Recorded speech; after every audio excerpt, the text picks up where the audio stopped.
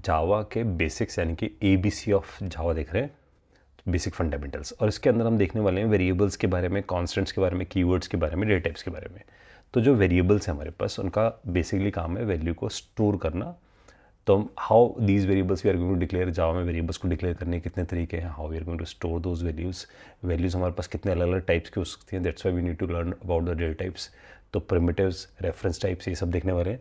Constants के बारे में देखने वाले हैं कि अगर हमें कोई वैल्यू फिक्स फॉर्म में चाहिए तो हम कॉन्स्टेंट्स कैसे यूज़ कर सकते हैं, कैसे हम fix kind of value store करके सकते हैं। कीवर्ड्स देखने वाले हैं, इफ एल्स, वाइल, फॉर, ये सब कीवर्ड्स हैं। या इंट, फ्लोट जो डेटा टाइप्स है, ये भी कीवर्ड है। पब्लिक स्टैटिक वॉइड, ये भी कीवर्ड है हमारे पास। So we are going to learn about the keyword as well as. So let's start the journey of this section. चलो शुरू करते हैं एबीसी ऑफ जावा से। जैसे किसी क्लास में जाते हैं, इंग्लिश की क्लास में, तो भाई एबीसी सीखते हैं ना, ऐसे ही जावा के कोडिंग करते हुए एबीसी चाहिए, फंडामेंटल चाहिए। तो इसके जो एबीसी है उसमें सबसे पहला जो वर्ड है which is we need to understand, that is called variable. इसका मतलब ये कि वेरिएबल असल में एक जूस वाले ग्लास के तरह है। जैसे जूस वाले के पास जाते हैं तो उसके पास अलग अलग ग्लासेस होते हैं of different different size. So you can think about in this way कि भाई एक स्मॉल साइज का ग्लास है, मीडियम ग्लास का साइज, या उससे बड़ा या उससे भी बड़ा साइज का, या पूरा जग ही, राइट। तो इसी तरीके से हमारे पास वेरिएबल्स होते हैं। तो स्टोर योर वैल्यूज, अगर आपको कोई वैल्यू स्टोर करनी है तो यू विल डिसाइडेड कि मेरे पास वैल्यू कितनी बड़ी है। बहुत छोटी वैल्यू, जैसे कि सपोज मेरे को किसी बंदे की एज स्टोर करनी है, तो मैं यहाँ पर यूज करूंगा बाइट एज, और मैंने यहाँ पर डिफाइन किया, तो यहाँ पर उसकी उसकी एज लिख दी, सपोज मैंने 20 लिख दिया। तो I know it age is a variable, एक वेरिएबल है, और वो किस टाइप का है, बाइट टाइप का। Byte is a day type. तो मैंने वेरिएबल बनाया एज नाम से, उसमें असाइन क्या कर दिया, 20 असाइन कर दिया।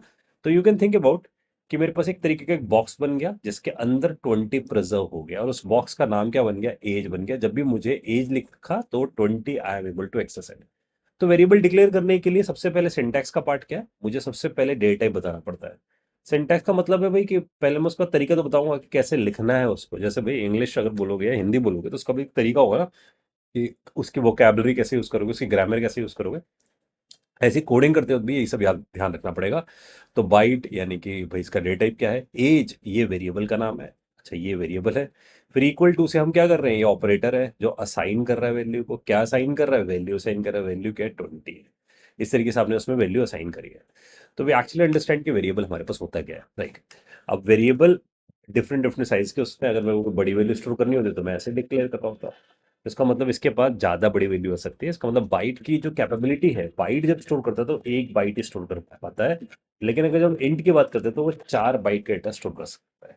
जैसे हम पिज्जा खाते हैं, उसकी एक बाइट लेते हैं ना, तो इसका मतलब जितना बड़ा मुंह होगा उतना बड़ी बाइट लेते आ सकते हैं। सेम ऐसे ही हमारे पास जो मेमोरी है वो भी बाइट लेती है। तो उस बाइट से डिसाइड करती है कि वो कितनी बड़ी वैल्यू अपने पास प्रिजर्व कर सकती है। इसका मतलब बाइट सिर्फ एक बाइट है उसकी, है ना, और एक किसी बंदे की 4 गुना बाइट है, वो इतनी बड़ी बाइट ले सकता है। सेम इंडियर के पास 4 बाइट है, इसका मतलब वो ज्यादा बड़ी वैल्यू स्टोर कर सकता है। एक बाइट यूजली आपके पास 8 बिट की है। 8 बिट अपने पास स्टोर करता है। 0 1 के कॉम्बिनेशन होते हैं, तो 8 बिट होते हैं। 0 मतलब ऑफ है, 1 का मतलब ऑन है। मतलब आपके पास 5 वोल्ट से ज्यादा है तो एक है, 5 वोल्ट से नीचे है तो जीरो है। इस तरीके से कंप्यूटर काम करता है डिजिटल फॉर्म में। तो 8 बिट स्टोर कर रहे हैं, तो 8 बिट का मतलब तो ऐसा कुछ कॉम्बिनेशन 1 0 1 0 1 0 1 0, ऐसा कुछ कॉम्बिनेशन अपने पास स्टोर कर रहा होगा 8 बिट की फॉर्म में। पॉसिबिलिटी कुछ भी उसके 0 1 की। तो अगर मेरे पास एक बाइट है, 8 बिट अपने पास रखेगा। अगर वो 4 बाइट है, अगर वो 4 है तो इसका मतलब 4 इंटू हम उसे मल्टीप्लाई करते हैं किससे, 8 से, क्योंकि 8 बिट होती है। तो इसका मतलब वो 32 बिट अपने पास प्रिजर्व कर रहा होगा। तो इसका मतलब ज्यादा बड़ी वैल्यूज अपने पास स्टोर करके आ सकता है। तो वी एक्चुअली अंडरस्टैंड कि वेरिएबल्स हमारे पास वैल्यू स्टोर करने के लिए होते हैं, और वो वेरिएबल्स बदलती भी रह सकते हैं। इसका मतलब इसकी वैल्यू बदल कर आ सकता हूँ मैं, इसकी वैल्यू बदल कर 30 कर दूँ, या उसकी वैल्यू बदल कर मैं 40 कर दूं। तो इसका मतलब मेरे पास की क्या हो रही है, वैल्यू चेंज हो सकती है, बार बार मैं बदल सकता हूँ उसकी वैल्यू को। तभी मैं से क्या बोल रहा हूँ, वेरिएबल। तो variable is used to store the value and manipulate the value. लेकिन अगर हम वेरिएबल की बात करते हैं, जावा में दो तरीके हैं वेरिएबल्स को बनाने का। ये जो एक तरीका हम लोगों ने यूज किया, दिस इज कॉल्ड एक्सप्लिसिट वे।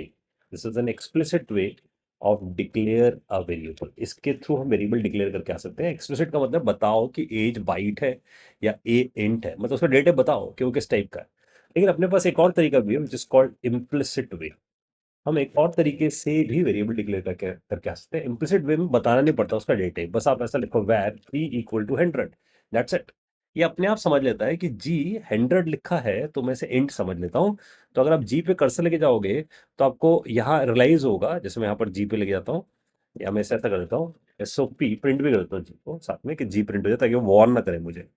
ठीक है, और यहाँ ले आता हूँ इस जगह। तो इट इज सेइंग, देखो जैसे कर्सर लेकर उसने बताया जी इज इंट, इंट उसने कंसिडर कर लिया। तो सपोज अगर मैं यहाँ पर लिखता हूँ वैर नेम इक्वल्स टू अमित, तो अभी अपने आप समझ जाएगा कि जो नेम है वो स्ट्रिंग है, राइट, वो स्ट्रिंग वैल्यू रखता है। अगर मैं ऐसे लिखता हूँ वैर p इक्वल्स टू 10.20, तो उसे पता है फ्रैक्शन में गया तो वो अपने आप समझ जाएगा ये डबल है। इसका मतलब क्या कर रहा है, based on value it will decide A type, इसलिए इसका नाम है इम्प्लिसिट, मतलब based on value it will implicitly decide इस टाइप। तो वेरिएबल डिक्लेयर करने के दो तरीके हुए, एक वैर वाला तरीका, ये यूजली जावास्क्रिप्ट वाले स्टाइल से इंस्पायर्ड है, वहां पर वैर से हम ऐसा डिक्लेयर करते थे। लेकिन जावास्क्रिप्ट में जो वैर था ना वो डायनेमिक टाइप था, वो अपनी वैल्यू बार बार बदल सकता था। बदलने का मतलब अपना टाइप बदल लेता था, कभी स्ट्रिंग बन जाता था, कभी डेसिमल यानी कि डबल बन जाता था, कभी इंट बन जाता था, कभी बाइट बन जाएगा। It means it is keep changing it's type. उसके पास अपने नंबर टाइप, स्ट्रिंग टाइप, ऐसे अलग अलग डेटा टाइप्स है उसके पास, तो अपने अपने टाइप में डायनेमिकली बदल जाएगा। लेकिन यहाँ पर है ना, ये सब स्टैटिकली टाइप लैंग्वेज है, यानी कि Java is a statically type language. जिस टाइप का आपने एक बार डेटा टाइप बना दिया वो वैसा ही रहेगा, ठीक है, वो बदलेगा नहीं। तो it's simply weight equal to 10.20, इसका मतलब बन गया अब ये डबल। अब आप इसे नहीं बदल सकते। अगर आप ये सोचोगे कि टी में जाकर मैं यहाँ राम लिख कर आ जाऊँ, it is an error. It is saying कि टी तो भाई मेरे पास डबल है, डबल में स्ट्रिंग कैसे डाल रहे हो। तो इसका मतलब ये होगा कि इम्प्लिसिट वे असल में एक रूल यूज करता है which is called type inference का। मतलब based on value it will decide it type, based on value it will decide type. लेकिन एक्सप्लिसिट में आपको बताना पड़ता है ये डेटा टाइप है। तो आप कब प्रेफर्ड यूज करो, जैसे आप जब वैर लिख रहे हो तो आप इस तब यूज करो जब आपको वैल्यू पता हो, उसकी वैल्यू पता है तो आपने उसका टाइप डिसाइड हो गया। जैसे कि सोचो अगर मैं ऐसा लिखता वैर एच, ये लिख के छोड़ देता, तो यहाँ अगर मैं कर्सर लेके जाऊं तो वो बोल रहा है कि ना यहाँ पर एच को लेके जाते हैं, तो ये तो क्योंकि मेरे पास सोनार यूज हो रहा है इसके अंदर, इसलिए वो आइडेंटिफाई नहीं कर पा रहा। लेकिन अगर मैं वापस लेके जाऊं तो कैन नॉट यूज, यहाँ नीचे वाला एरर पड़ता है, कैन नॉट यूज वैर, कैन नॉट यूज वैर ऑन वेरिएबल विदाउट इनिशियलाइजर। इसका मतलब आपको क्या करना पड़ेगा, यहाँ पर इसे इनिशियलाइज करना पड़ेगा। जैसे मैंने ट्रू से इसे इनिशियलाइज कर दिया, ट्रू से इनिशियलाइज करते ही क्या बन गया, ये बुलियन बन गया। तो लर्निंग क्या हुई, लर्निंग हुई कि अगर आपको पता है वैल्यू तो आप किसकी तरफ जाओ, इम्प्लिसिट वे की तरफ। अगर आपको वैल्यू नहीं पता, आपको लगता है कि मेरे पास एक इंटीजर के है, I don't know what would be the value of it, बस मैंने इंट डिफाइन करके छोड़ दिया कि के इंडिया टाइप का है, but I don't know the value. The value will be comes later on the stage. तो लर्निंग क्या होगी, लर्निंग में वेरिएबल असल में वैल्यू स्टोर करने के लिए बनाया। वेरिएबल्स की जो वैल्यूज होती है based on data type decide होती है, बड़ी आएंगी छोटी आएंगी। और वेरिएबल हमारे पास दो तरीके के हो सकते हैं, एक इम्प्लिसिट और एक एक्सप्लिसिट। तो हम एक वैर से भी डिक्लेयर कर सकते हैं और एक डेटा टाइप से भी।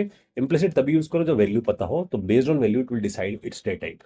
और जब आपको डेटा, जब आपको वैल्यू ही नहीं पता तो आप क्या करो, आप उसका डेटा टाइप डिक्लेयर करके छोड़ दो, तो उसका वेरिएबल का टाइप बन जाएगा ये इंट है, और later on the stage you can assign a value. So this is we understand how the variables works in Java.